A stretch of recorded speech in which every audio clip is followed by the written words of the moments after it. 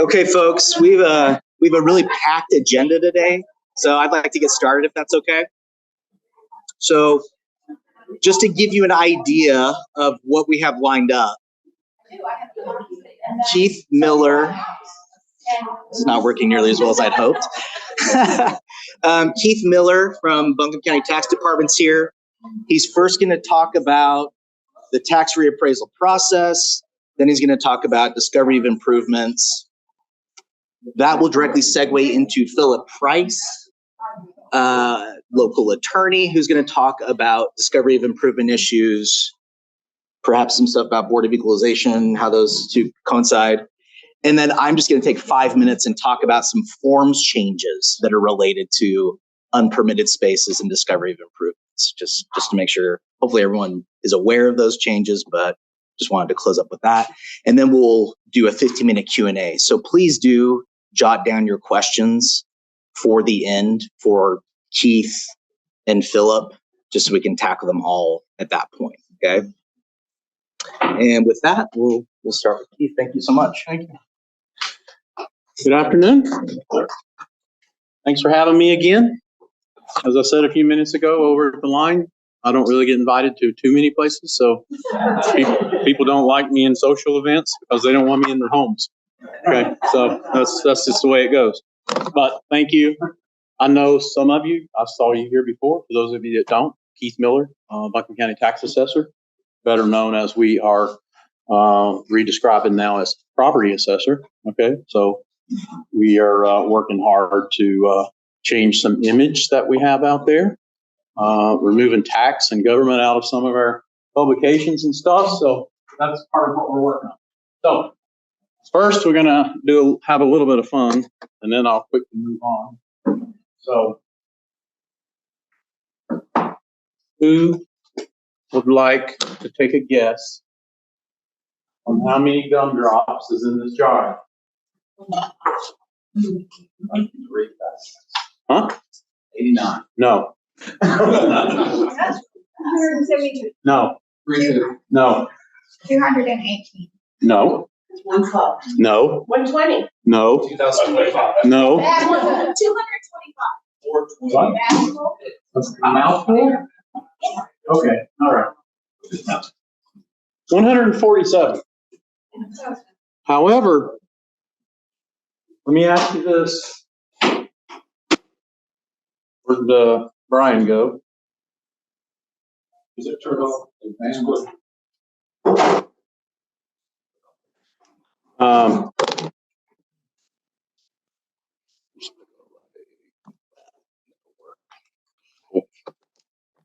So you want to know why you came here to talk about gumdrops? If I had gave you more information about this jar, maybe what the volume of the jar is, what the size of the gumdrops might be, maybe you mathematicians in the room could have put together a formula. I'm really close to how many gumdrops is in this jar, correct? So, how does that relate? Day in the life of a county appraiser. See this house that's in front of you? What's the value? Value, North Asheville.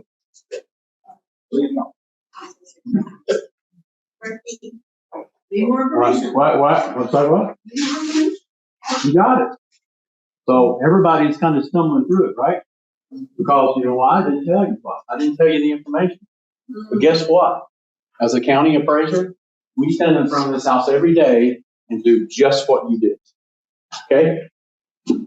But then people will say, well, why don't we get it right? So if you gave me the value on it and I didn't tell you anything other than I'll let you walk outside, measure the house, but you better get it right. Okay? What about this?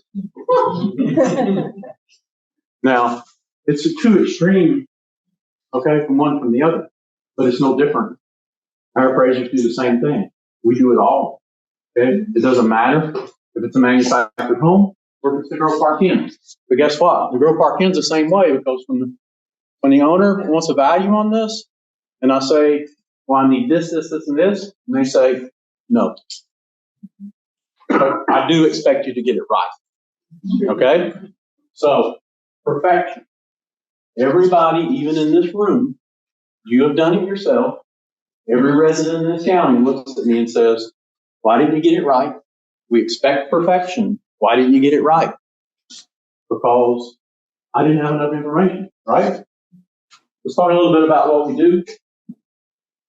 As the assessment office, we list and assess all taxable real and personal property. That is the charge I have from the state of North Carolina that all taxable property in Buncombe County will be listed and assessed for reasons of taxation.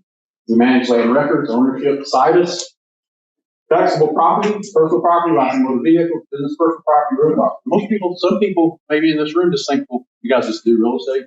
Wrong. We don't. We have a lot of other things that we do.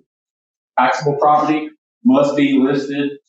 All taxable property must be listed and reported to the assessor yearly. Maybe you didn't know that.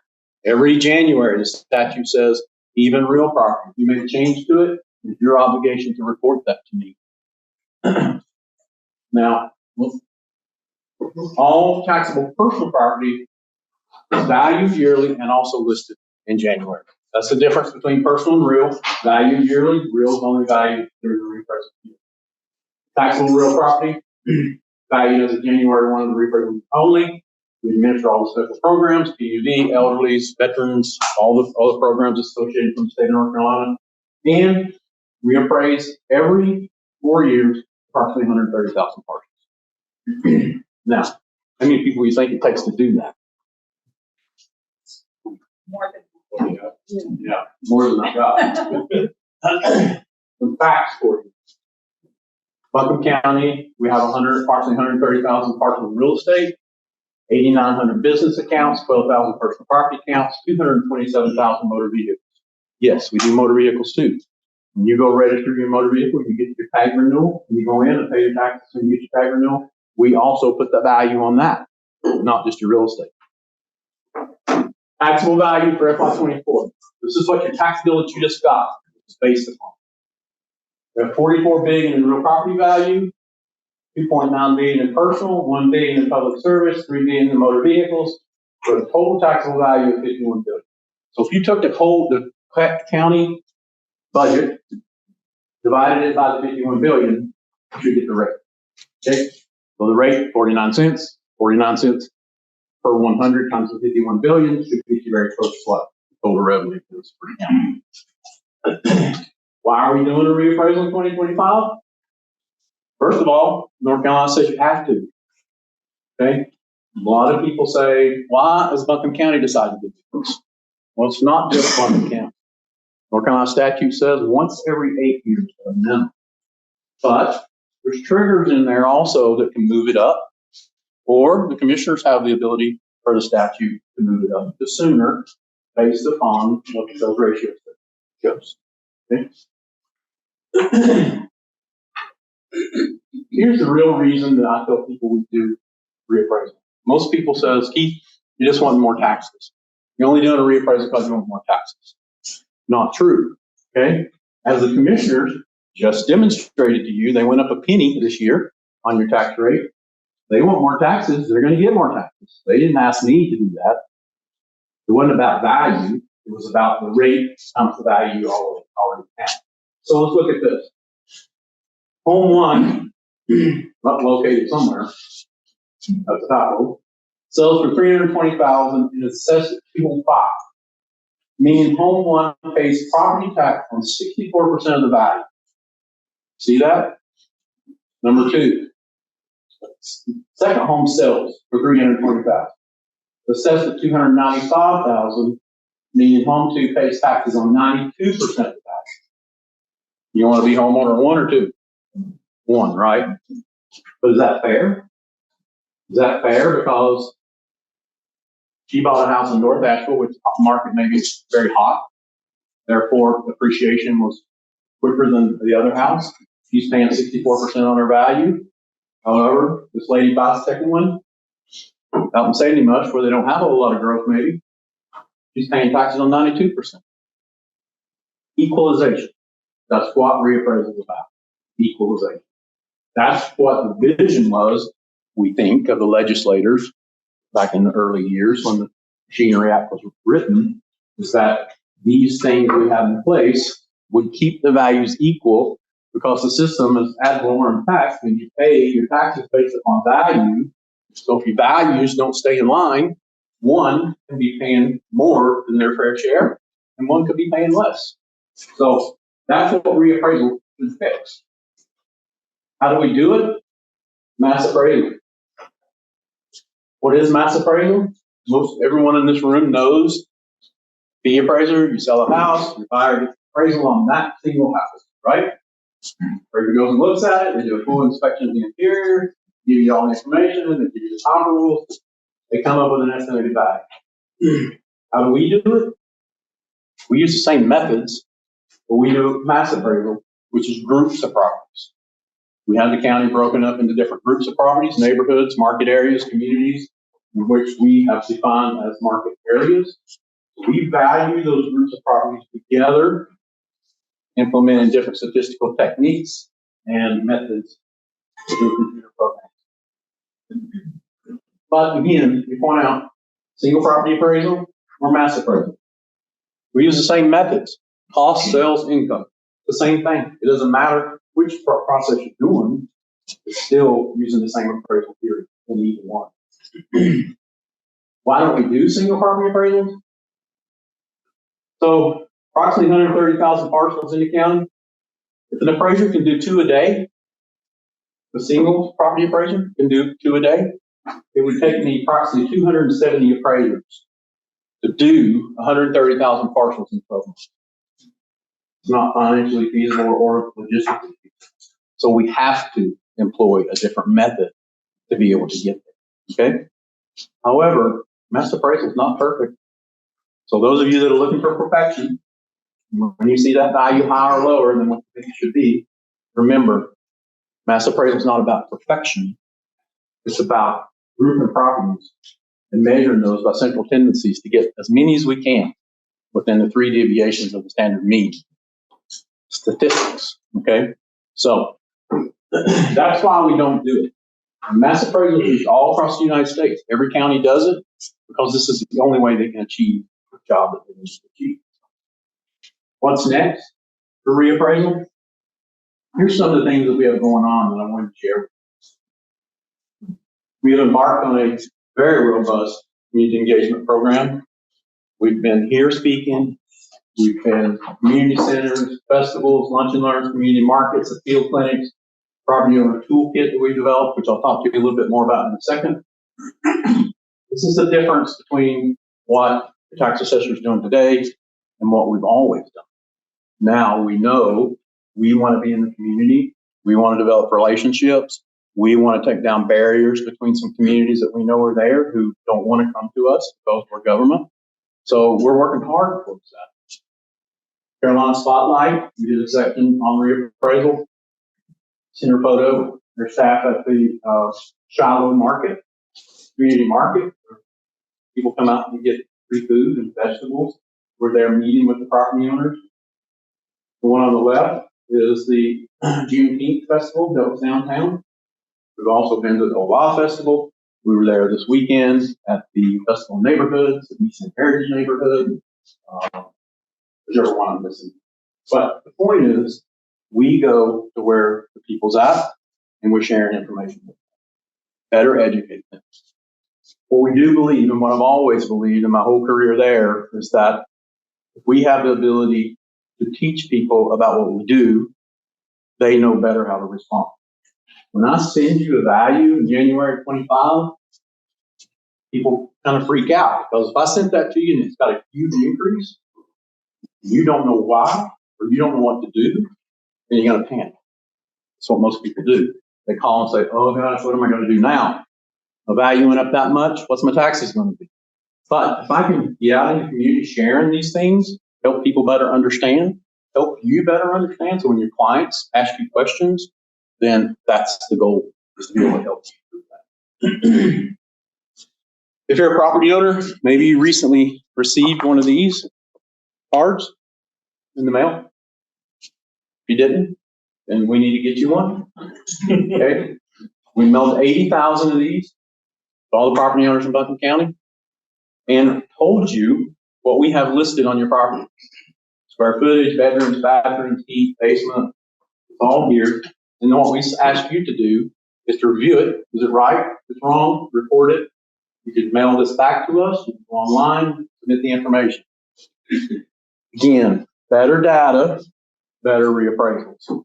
So if you've added something or something there that we don't know about, you're better off to go ahead and tell us. And we'll talk about here in a little bit, discovery and that stuff. But this was another campaign that we're working for 2025, improving data. Did you just send those up to residential or business as well? Residential. We're also just flew the county, 660 square miles, planes flew, okay? We get a 45-degree shot, oblique photography, we get a bird's eye view, and we get a sketch of the house, okay? So these were just flown. We have the new data in our system. Here's what the sketch is. This is a new product that we're using. See the picture here? This house has one 2-car garage. This house now has 2 2-car garages. The sketch overlays that house and told us that we were missing it. Owner probably added it, never told us. Now we found it, okay? All right, so we do have tools now that serve us very well, and it serves you very well as taxpayers. Because here's what I want you to remember. You say, well, Keith, you're just out there going after people. But let me ask you again. You want to pay 60% on your taxes and you want to pay on 90%? I mean, is that fair? No. People made the improvement, they should pay the taxes on. That's what you're doing. So why shouldn't they? Okay? So that's what this tool does for us. The other thing, come November and December, you will see these vehicles driving through Asheville, Buncombe County. We'll drive 1,878 miles, collecting 360-degree photography at street level. Very high quality photos. Our appraisers can sit at their desk. You can do an inspection. You can see the roof, you can see the siding, you can see the windows. Not inside the windows, I didn't say that. So you can see the windows, okay? But another tool that helps our appraisers do more and not have to be on the road. That was the goal for us also. Newest tool, first year we've ever used this, automated valuation modeling. This system reappraises approximately 90,000 parcels every night. Okay? The system takes the sales transactions from the day before, plugs them in that night, and reappraises every house in the county every night. Okay? So here's what that looks like. This home was assessed in 2021 for $426, sold in 21 for $470. Automated valuation method for 2023 today said the house should be valued at $612,000. And it also gives me a predicted value for 2025 that if appreciation keeps doing what it's doing, in 2025 the house should be valued at $656,000. This gives us a tremendous amount of feedback every day. We know where the growth's at. We know how the growth is had. We know the percent changes. We know the increases. We're getting data from this every day that's helping us do a better job. Community and market area delineation. We just finished the first round of this. So these are what you've heard me say before, that we have about 2,500 different neighborhoods across the county. All those 2,500 are being redrawn because market areas change. Here, Gilmore Forest, Sweet Creek, or Hendersonville Road, Sweet Creek, Shiloh, Oakley. And you can see how we break up those areas into different market areas. Could be the difference in the top housing, could be the difference in the years built, could be the difference in sales transactions. There's a lot of things that go into consideration on what areas we want to compare to one another. If you see the blue in Gilmore Forest, what that means is that that's a market area that we only use sales transactions in that area to arrive at that. We don't go across the Shiloh, or we don't go from Shiloh to Gilmore Forest. We stay in that area, just like you do. Technology changes. This is the new property owner's toolkit. You go to our website, tax.buncombe.org, put in your address, your name, PIN number, whatever you've got.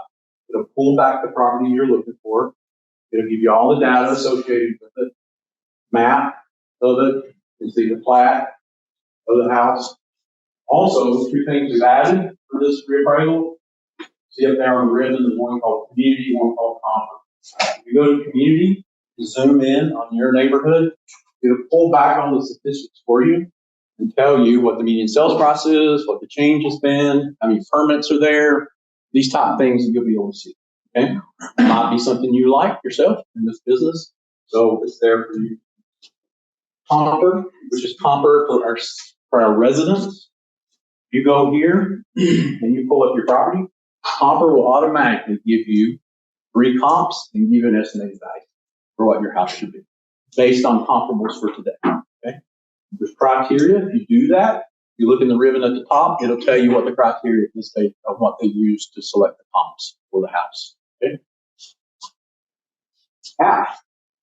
Same thing that I just showed you at tax.buncombecounty.org. You can now download on your phone. My Value BC. Okay, you have everything right here at your fingertips. If you download this on your phone and you're meeting with a client and you want to look up their property, it's as easy as right there. Okay, you can see the data, you can file an appeal, you can pay your bill. There's a lot of things you can do from this app. So I would encourage you to try it out, see how you like it. Appeals. So for 2025, and I think this organization, Lossar, Matt, David, for working with us, the partnership that we've developed for the appeal claims that we did last year. Some of you were there. We hope to continue that. And we hope to continue that into 2025 because that will be the biggest push in 2025. 2021, we had 8,000 appeals. The year before that, we had about 12,000 appeals. So we would expect this time to probably be closer to 20,000. So that's okay though. It's your right as a property owner to appeal your property. It's your right to say, wait, I don't understand. So let me appeal it. Maybe appeal is not the right word, I tell people. Okay, because people think that's some kind of controversial thing that we're going through. And it's not. And I ask you to tell your clients that. It's not. What it is, it's a way of putting your name in the system to say, this is a placeholder. Somebody come and talk to me before my time is up. Okay, that's all it is. And then we're going to talk. You can send in information. You can meet us face to face. Whatever's comfortable for you, we'll make that work. But again, it's the right of every property to be able to do that. We do ask for the property owners to provide us information. We get a tremendous amount of appeals that people will we ask why are you appealing, and they'll just say, well, my taxes are too high. Okay, that's not a reason to appeal. You're appealing your value. Tell us what's wrong with the value. If you think it's too high, if you think it's too low, we're happy to go up on it. Okay. If you think it's too high, or we've missed something, or you just want to question, what comps did you use, where did the value come from? We're also there to help you work through that. Okay. Who decides what I pay? We touched on this a little bit, but let me tell you that property assessment estimates value, the governing body sets the tax. Assess property value is me in my office. That's what we do. Tax rate is your governing body. County, municipalities, wherever that might be. They set the rate, okay? As I just said to you, your rate in the county went up this year, a penny. I didn't change the value, but your tax bill went up, okay? They are the ones, they as in your governing body, are the ones that determines how much taxes you pay. Not Keith. Please don't call me and tell me that, okay? I have no control over it. But most people that we go and talk to don't understand this. They truly think that I'm the one that did that. And that's not true, okay? So help your clients understand that. If they want to know why is the tax bill that much, then maybe you could help them with this equation to let them better understand how it works. Myths, the biggest one here I'll point out to you is the one I highlighted. What will happen is around December, January, the media is going to come to me. December 24, January 25, the media is going to come to me and say, what is the median change, Keith? What did the neighborhoods change? We're on a map. Tell us on the map, how much Black Mountain changed, how much Weaverville changed. We're going to provide that. Well, what happens is this.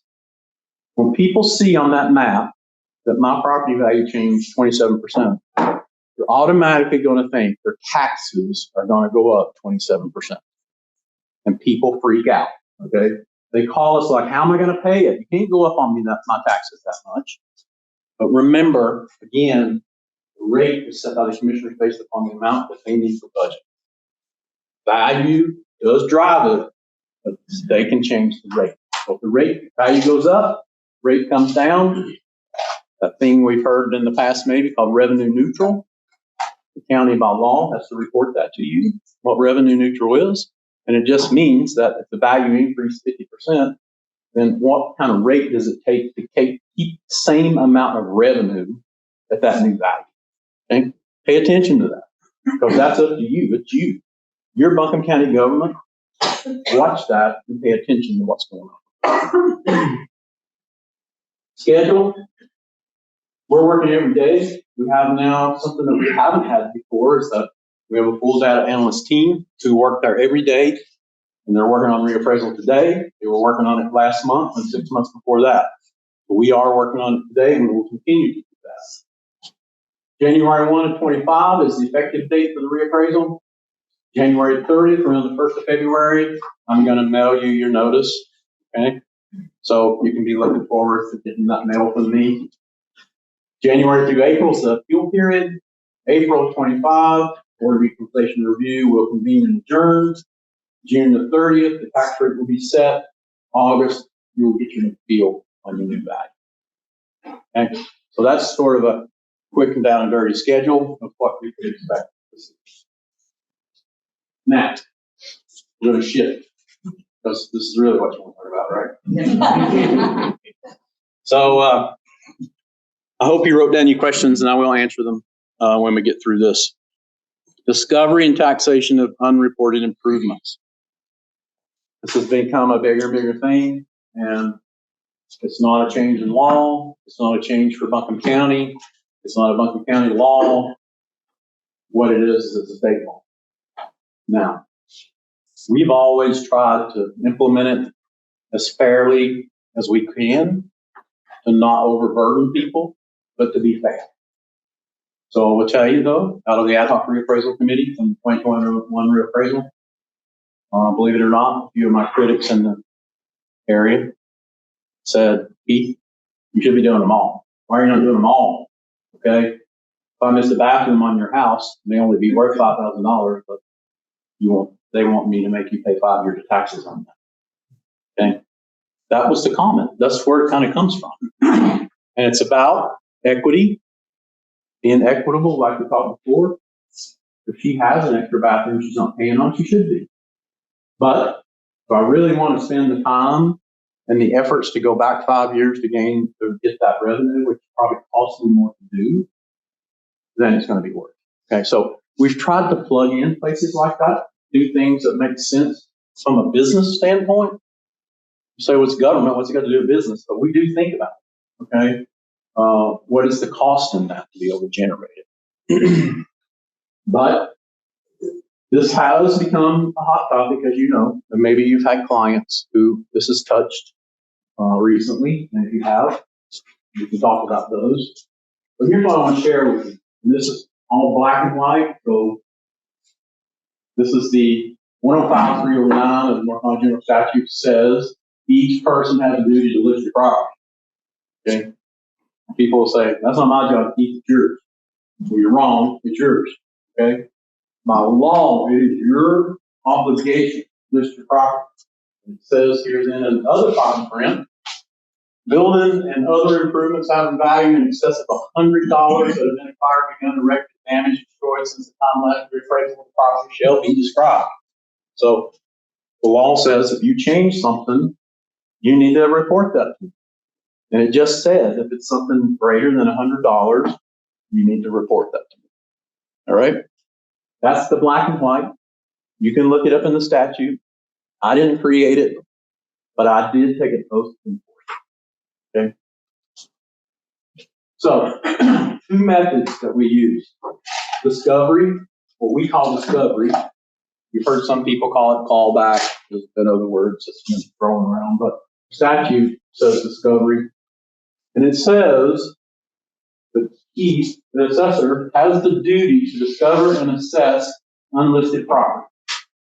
Shall be the duty of the assessor to see that all property not properly listed during the regulation period be listed, assessed, and taxed as provided. Okay? Simple as that. Now, for those people who have said, why are you doing it, Keith? This is why I'm doing it. Okay? And this is what the big push is to make sure that we're doing it and being fair and equitable, that everybody's paying tax on whatever assets you have, whatever value that you have, you should be reporting it and paying tax on it. So that's discovery. That's current year plus 5. So you finished your basement and it was 10 years ago. We discover it. We can discover prior year taxes for the current year plus 5.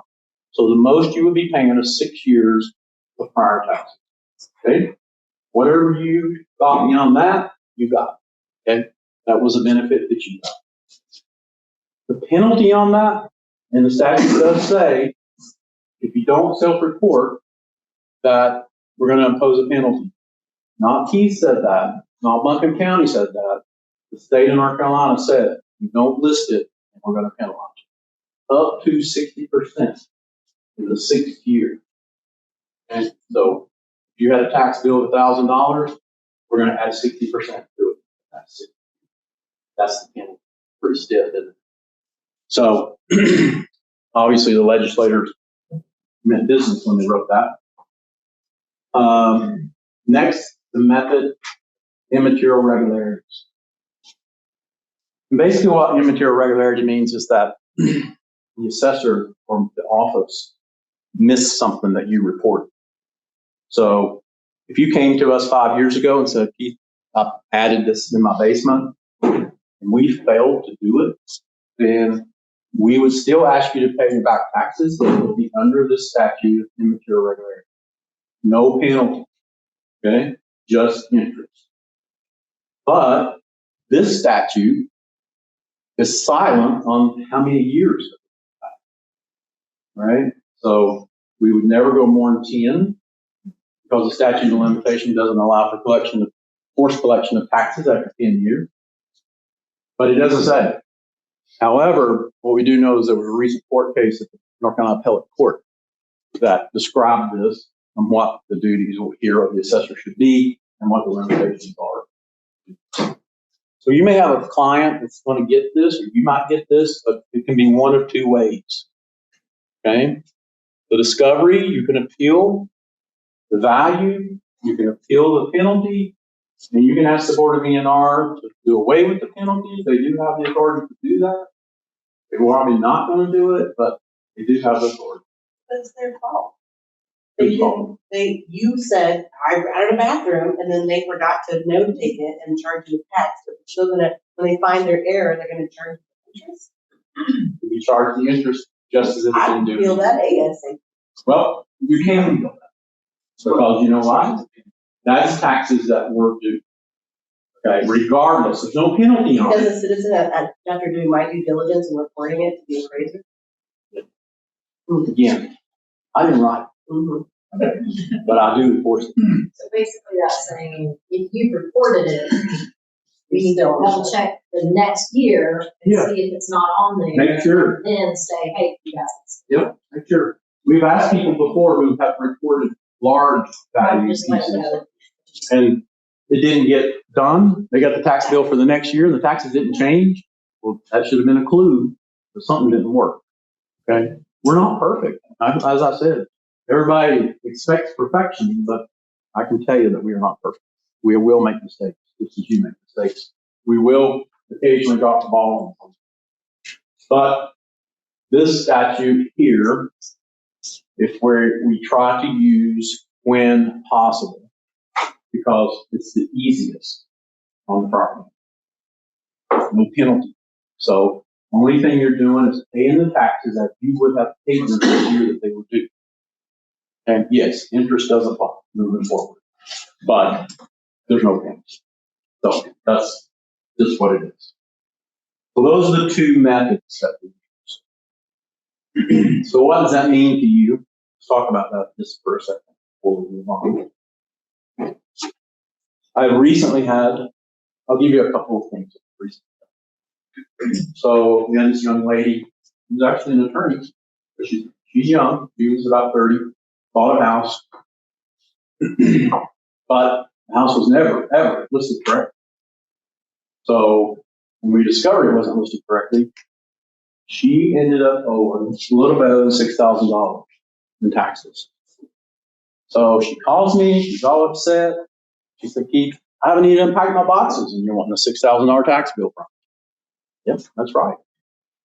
But it wasn't anything I did, it was the prior owner.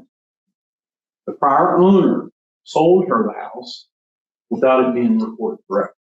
All right? That's what I'm asking you today to be careful of. And also, download the app on your phone. It's real easy.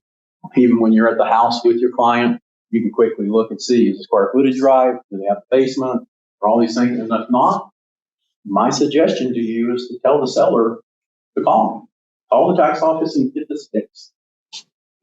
That's the good side of the story, because we just had that happen. One of your colleagues called me and said, I'm getting ready to list a house. The owner knows that it's wrong. So we want you to fix it. Send us the bill. We'll take care of it at closing so it doesn't affect the buyer. Okay?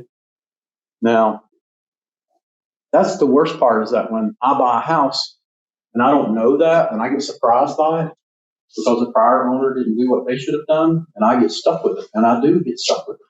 Because remember, the bill is a lien on the property, not the property owner. We don't care who the property owner is. The lien goes on the property. So whoever the owner is would end up having to pay that just to clear up the lien to keep the collector from maybe doing forced collections on the house. So, yeah. So that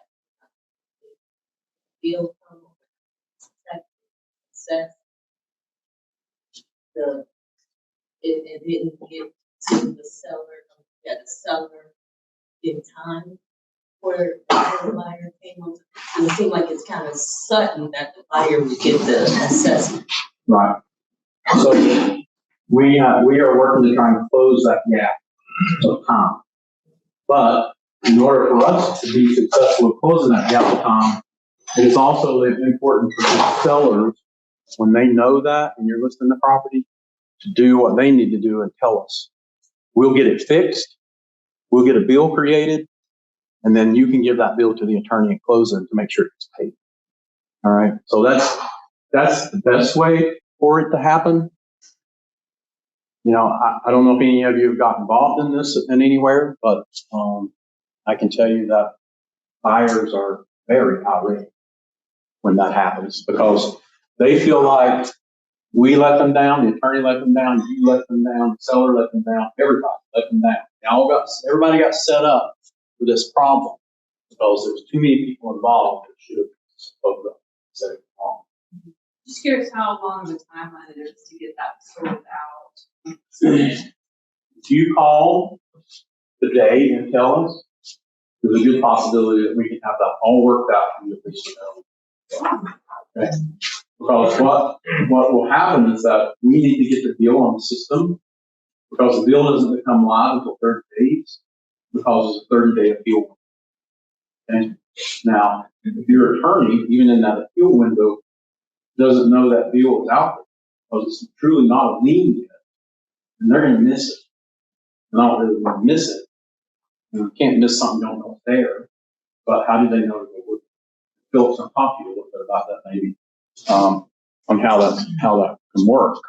And right, wrong, or indifferent, it's common practice that they don't get permits. So quite often the seller is going to be hypersensitive about reporting something to say, we did finish our basement, but we didn't get permits for it. I don't want to get myself in even, a deeper hole. Yep. How do we handle that? So when it's happened, when realtors or anyone has called me, I've encouraged them to also call permanent office. Because if you don't call, I'm going to call. All right. Now you say, well, that's pretty bad. There is also case law that says that if Keith is told, there is an assumption that everybody in Buncombe County government knows. Okay. So I'm not going to set up another department for that. That I'm going to forward them the information, and then they can handle it on how they wish. But that is normal practice for us that we send it on. So my thought is at this point, I want to build at least have 15 minutes. So maybe we can. I don't even need all that. Okay. Then you go, and then we can do more like just general Q&A at the end. Sure, that'd be great. And get me wrong, to your knowledge, back to that point, the remedy is if you forward it to the permitting department, they could come re-inspect and do all the things. Yes, and they will. They will come to the seller, and they will ask the seller to purchase a permit. And even at that point, the permit cost is double. They will ask you to permit, and then they want to come and inspect. Okay. Now, as Phillip finishes up, there's more I want to say about that, so ask me again. I'll forget.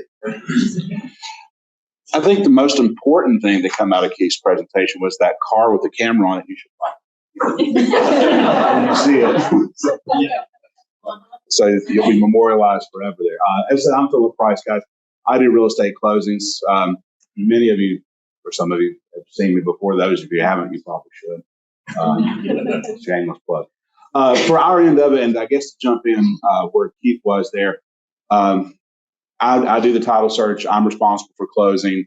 The client's upset at you. The realtor's upset at me. Everybody's like, why has this happened? It's not that I missed it. It did not exist, guys. In any medium that I could have found it out in the time. So there we are. And everyone's calling the bill, but then comes, and correct me if I get this wrong, how do they know? Does everybody know how they know it happens? The tax office. How do they know to look at this? MLS. There you go. So, and as aforestated, they don't have 278 appraisers or people looking at the computer, so it takes time to go through this process. But they can see the MLS. They say this PIN number is, and it's rudimentary statement of it, but it's 1,200 square feet. But now MLS says we have a spanking 2,200 square foot beautiful home. Well, there's the disparity. So let's look into that. So there's been 2 bedrooms and a bath added on and all that, and permits haven't been pulled, taxes haven't been paid. Hence, all this process comes. So if that hasn't happened in a quick close cash deal, something like that, everybody's in a hurry and they cross, and I don't know about it to be able to obtain the bill, because I will if it's there, because I don't want to talk about this just like you don't after the fact. Then the bill goes out, buyer's upset, and here we are. As Keith stated, it is a lien on the property. It exists. So what might be your statement as agents, and I think it's right where your mind should go, because we used an attorney and he got my buyer what? What did he get? Sure. And what says that it's clear title? What backs that up? Did you pay for it at closing? Title insurance, right? So therein, and that's where we're at, guys. There's no clear answer yet. Some will say, I know of 2 instances in which it's happened that I have knowledge of. One in which the title insurance company paid the bill, one in which they did not. And they called it post policy, because the bill, because of the quick close or whatever the lag time that exists, because people are involved, that bill did not show up until, I'm making this period up, but a month after the closing had occurred. I couldn't have known about it. It wasn't on the system. The bill wasn't live. But now, $6,000 is being asked of the new buyer. And then they said, well, I have title insurance. I'm supposed to be indemnified for this. I paid $900 for that at closing. What good is it for me? Title insurance companies, and the answer is right there, insurance company, just like your medical or anything else, they don't write checks very easily, guys. I don't know that. That's not what they like to do. So they will look to avoid paying it. And the jacket, like your homeowner's policy, you ever read that book you immediately throw away when the bill comes and all that stuff? Buried in there are 17 different ways where they don't have to pay you for this. And they will take and avail themselves of that. They just really want to be on the inflow, not the outflow kind of situation. So they will say it occurred after closing. This lien arose after closing. And they said, no, we don't have to pay it. That makes no one happier. That makes the buyer more upset. And here we are. From your standpoint of it, from agents, back to from a listing standpoint, when you know, you can look at the apps. That's a great thing. And I encourage you to have your clients, when you find out that there is that disparity, that you tell them they need to come clean. We need to get that bill, and we need to pay it at closing. Because when's a good time to pay bills? It's when money's there. And it stings and it sucks. Sorry for using the S word, but it doesn't suck as bad as it does when you've already moved away as a seller somewhere else, put all the money that you got on that new place or whatever happens. And now, we need some money back here. Well, I've sold it. It's a lien on the property. He said, I'm not involved. Well, I can still sue you, or the buyer could. And if it's enough money, they may do that. And if you still live within the county, they might get a judgment against you. And And you just extrapolate that on out. And if you have to hire a lawyer, you're losing at that point. So it's better to address it. It's better to get us a bill so we can pay it at the closing. And everyone goes there. They're upset, perhaps. Their pocketbook's a little lighter, but I assure you it's way better then than after the fact. You may include questions about that. What if they don't want to do it? Your seller client, they're stodgy, they're related to me, can hang with down here, something like that. And they don't want to, I'm not going to do that. Damn government, whatever it is, I'm not going to do it. Then I think you have to ask yourself, your VIX, your office policies, and Matt will add, and contractually now the forms have changed as well. But I think you just have to ask yourself from a business standpoint, is the material fact? If you know about it, I believe that it is. And so I think you're obligated to disclose it. And if you didn't do it, and some, not me kind of lawyer, as he says, not me, but one of the bad ones that sues people, could it be extrapolated out that you were part and parcel to it? That you have knowledge? If it's enough of a bill, if we sold the Biltmore house and they didn't tell us about all their improvements, it's $14 million. It's enough of money to matter. Okay? And I assure you, as I always tell agents when I speak to them on the phone, when litigation occurs, it's a shotgun approach. Because those bad type lawyers, the litigators, they'll sue everybody, as you know, your brokerage, you individually, and everything else. And if it blows up and you have to answer it, you have to make a claim, you have to write a letter, you have lost in that process. So is it really worth being browbeat? Or, I know these trying times, we'll take and do things. We don't want to turn business away or anything like that.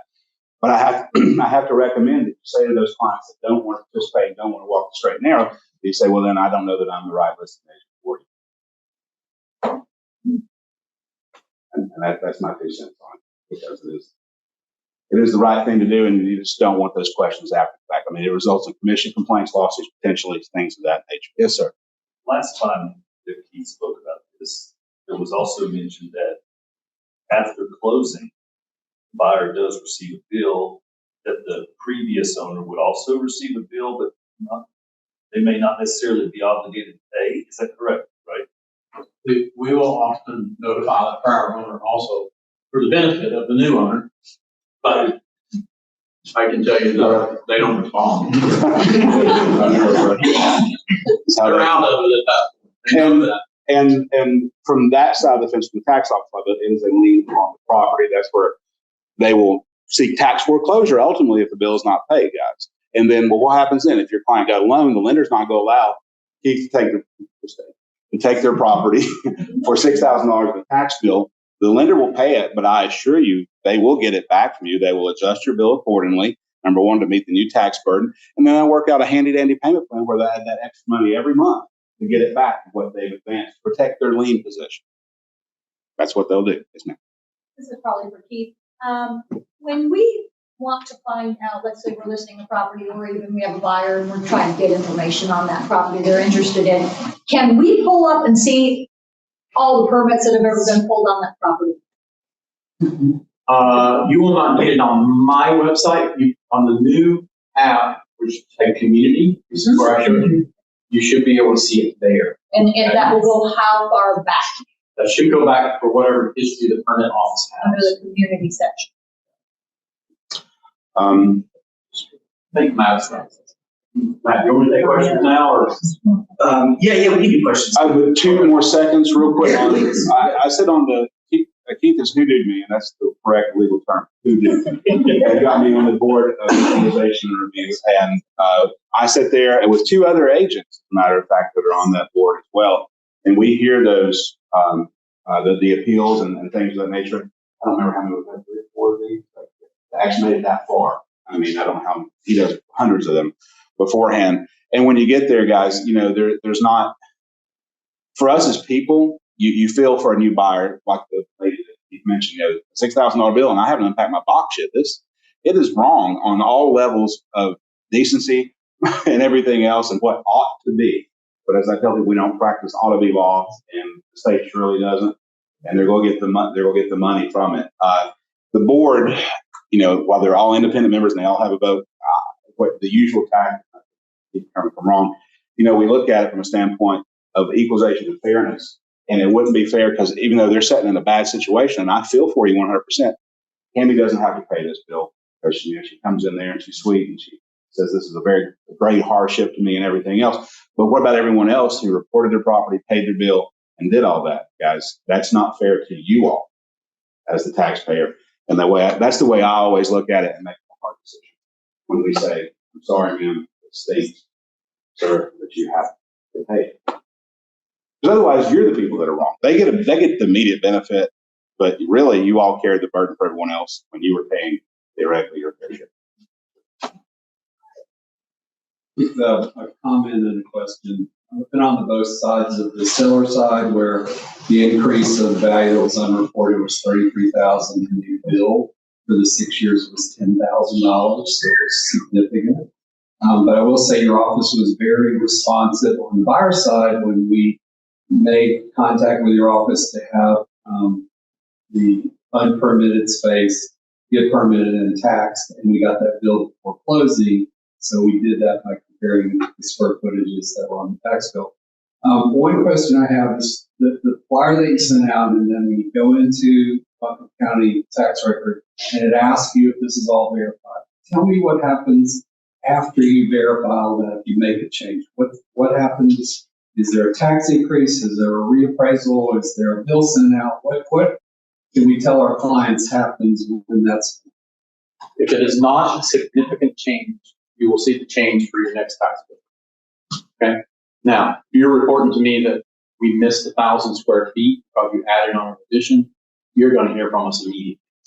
Okay, because that is a significant issue.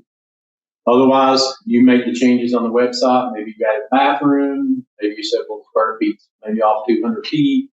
You know, we're going to do that for you. Okay, we're not going to ask you to pay 5 years back taxes on that. And one other follow-up question. You're one of the few counties that are using the state statute to go back 6 years, and I'm just wondering what precipitated that to start, because this is kind of a new thing for us in the last year. So we've always done it, just not to the level we do it now. There is a word in the statute, I'll show you, that says significant value that escapes taxation. But there is no word in the statute or any court cases that's ever defined what significant is. So it's up to us to define it. When we went through the ad hoc reappraisal committee back in 21, as I mentioned to you earlier, that we have those few critics in our area who stepped up during those times and said, he's not doing his job. He should be doing this, and he should be doing it to the full extent that he can do it. Doesn't matter if it's $1,000 or if it's $100,000. He should be discovered. So that started putting even a little pressure on the commissioners and other people to say, hey, you know, what is the statute? What are we? What do we need to change? Is what we're doing currently equitable? Do we need to do something different? Do we do new people? So it was a whole relook at the whole process. Okay? Now, other counties not doing it, that's up to them. But as I showed you, is that they are charged with responsibility. Statute says you shall do it. Not do you want to do it, Keith? You shall do it. So, but, you know, I can't speak for them. I don't know who you're talking to, but Yeah, I will just say, you know, when this started to come up, I posed the question to our government affairs folks at the state association, and she asked around, and sure enough, Mecklenburg County does it. Yeah. There's an attorney there in Charlotte that represents buyers in situations where they Yeah. with the discovery of tax bills. So it's not unprecedented. Yeah. Most of them, your larger counties are doing it. It's the smaller counties who probably have some political pressure saying, don't do it. Okay. Those are the ones that's probably not. But the larger counties who are not having that political pressure, don't do it, and they should be. Mecklenburg, Wake, Durham, these counties are doing it. You're just not hearing about it. Is yours an elected position? No, I am appointed. The girl over here was mentioning about the bathroom that she had to pay for because, it was there long ago and now suddenly she's getting hit with this tax of 6 years back. What happens when the opposing situation takes place? I recently discovered that there was a property that is being charged, that's been taxed on 2 more bathrooms than there actually are. Mm-hmm. So what happens when we go back to correct that? Will there be some sort of Typically, no. So, Where's the rebate? Yeah. So it goes around. Rebate's a bad word. Taxes. Okay. We don't get rebates. So All right. you wouldn't get it back. No. But here, let me say a little bit more about it. First of all, it's your responsibility to make sure your property is correctly. Okay. If you fail to make sure one way or the other, you failed to do that, then you accept the responsibility, whichever it is. All right. Would it change the next tax bill once it was Yes. corrected? Yes.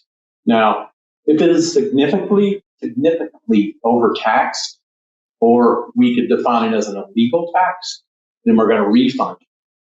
We're not going to give you a rebate, but we're going to refund you. And no interest. Okay. No interest. So, It's a one-way street. and here's what happened. These government is one way. So we've had houses that got the square footage got doubled. Okay, so that is significant. Someone was paying double the taxes they should pay. Then I authorize that because it's significant. On a bathroom, you're talking 2 bathrooms. You're talking about maybe $10,000. So calculate the tax on that. It's going to cost me more to process it. I'll just give you the money. Okay, it's just, not really. Some people have asked it, they want a refund. It doesn't matter if it's $1 or if it's $100,000. Okay, but I hope that answers your question. Basically, just get it correct. Basically, get it corrected. It's your responsibility to get it correct. Okay, that's what I'm saying. For everybody, all property, that includes me too. Phillip, all of us. It's our responsibility to make sure it's correct. I know where Phillip lives. If it's not right, then I'm going to get it. Okay? You're gonna be the first one on camera. We live in the same neighborhood, and I tend not to drive by my house.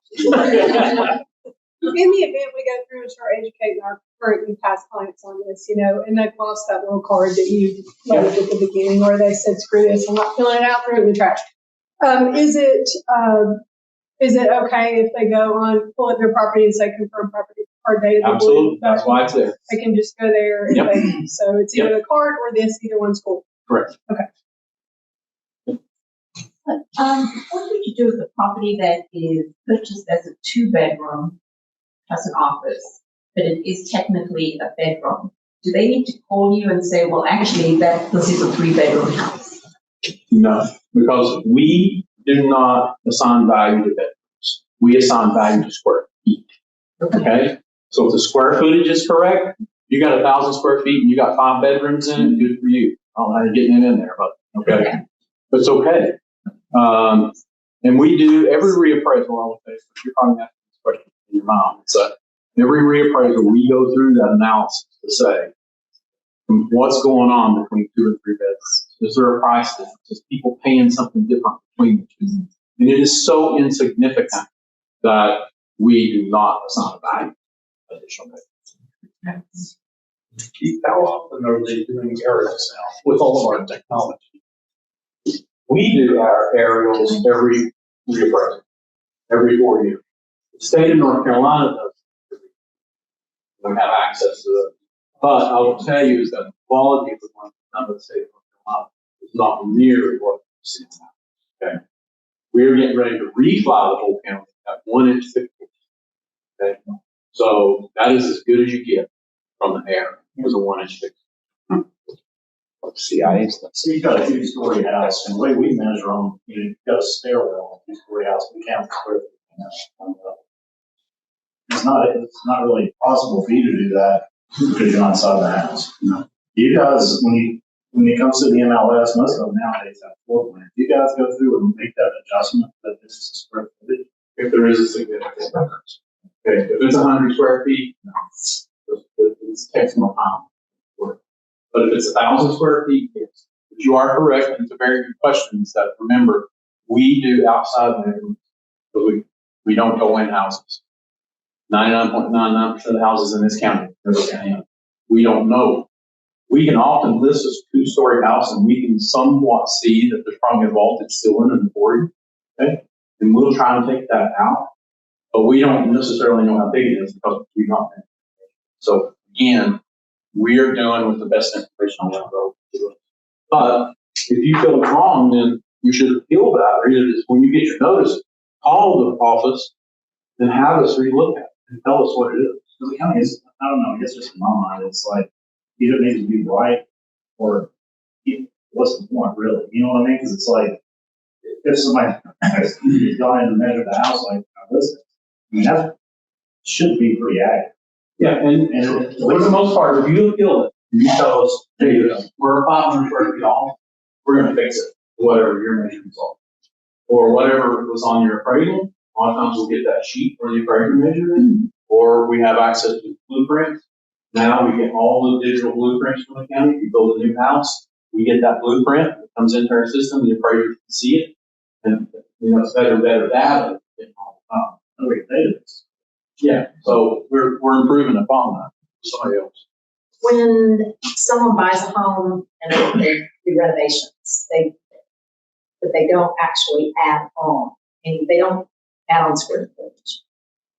I think we talked about this last time, but I want to get a regroup on it. We said some builders are going to charge, $350 a square foot for renovations. Some people are going to get it done for $100 a square foot, new kitchen, new bathroom, that kind of thing. How does somebody need to report that? Yeah, so whatever the extent of the renovation is, you still need to report. A lot of people, let me say it this way. If you totally renovate a house, okay, you totally redid it, then that's a huge change in the house. Okay? It's a change in the depreciation that we have in our system. We need to update. But if we don't, we will never get it right. All right. Now, if you just go in and you put new tile in the bathroom, okay. But if you tear the whole bathroom out and redo it, that's different because now it's affected value. So ask yourself when you see that, was the renovation extensive enough that it contributed to an additional value to the house, or did it increase the life of the building? These are things you need to ask yourself and then tell us what happened. Let me just say a couple of things just in case. I assume this is a pretty smart, sharp group, but Couple of provisions in the latest version of the forms that you should be aware of for sure. They're both called governmental compliance. There's one in the listing agreement and there's one in the 2T. So the one in the listing agreement is on page 9 and it's in the seller representation section.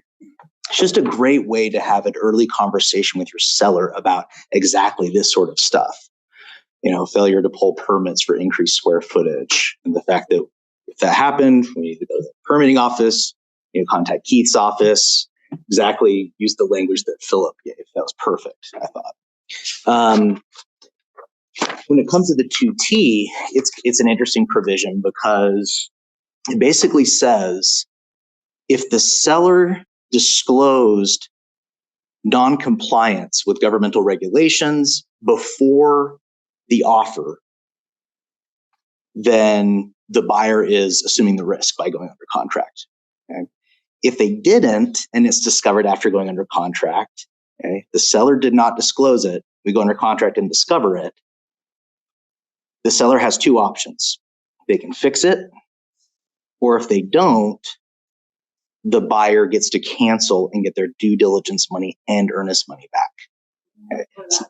It's not breach. It's called a condition to the contract. It's kind of like the risk of loss paragraph in the 2T that's been there for years, where if the property gets destroyed or you go to final walkthrough and something fairly bad has happened and the seller can't fix it, that gives the buyer an out where it's not breach, but it's just a condition that failed to occur. So the remedy there is just they get their earnest money and due diligence back, not reasonable inspection costs. In the 2T, it is on page 10. Again, seller representation section. Or no, this is seller obligations in the 2T. Is that different based on whether they check no or the representation? Well, so that's an excellent question. You know, the contract, I would argue, trumps the RPOs. So yeah, you know, I mean, they, again, and this is a risk management thing to protect you all. It really is, you know, because it's always been the case that under license law, you were obligated to disclose something like unpermitted improvements. The seller could always punt. Now you're kind of sharing a little bit of the liability with them and putting it on them to make this disclosure and just address it. So no, I don't think that no rep would change because this contract trumped that.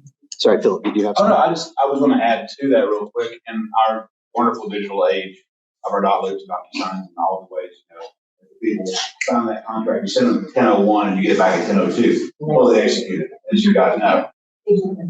Oh, they went through it very carefully. And guys, Keith has the luxury of saying that's the law, you know, and then I can't do anything about it. And there you are, and everybody grumbles and goes on. When it's something that you or I do, we didn't tell them. You know, they signed the contract. They signed it in 1 minute. The 15-page document you sent them. So again, knowledge up front, talking about those issues, and then, you know, if the seller's like, it's going to say in the contract, Bob and Sue, and then you got to know this. So I mean, just don't let them run through life, you know, as they do and sign everything without, you know, and document. I meant to say that. Sorry, everyone, but always, you know, write the email, paper the file, be little junior barristers, and write it up and keep it in your files where I did tell you, I did suggest that you do this. May it's possible for you to send out an email to all of the agents? Sure. Just regarding highlighting those. Yeah. We may get that, but, you know. Yeah, absolutely. And, you know, I did this for some firms. Dwell asked me to come, a couple of others. I'll do like a top 10, top 20 forms update, webinar for you in July or August. So just let me know. I'm here to do that. Thanks. Any other questions? Cool. Anything else for Keith or Phillip before we officially wrap up? I think we're just about to 1:15. So if not, thank you so much for coming. Appreciate it.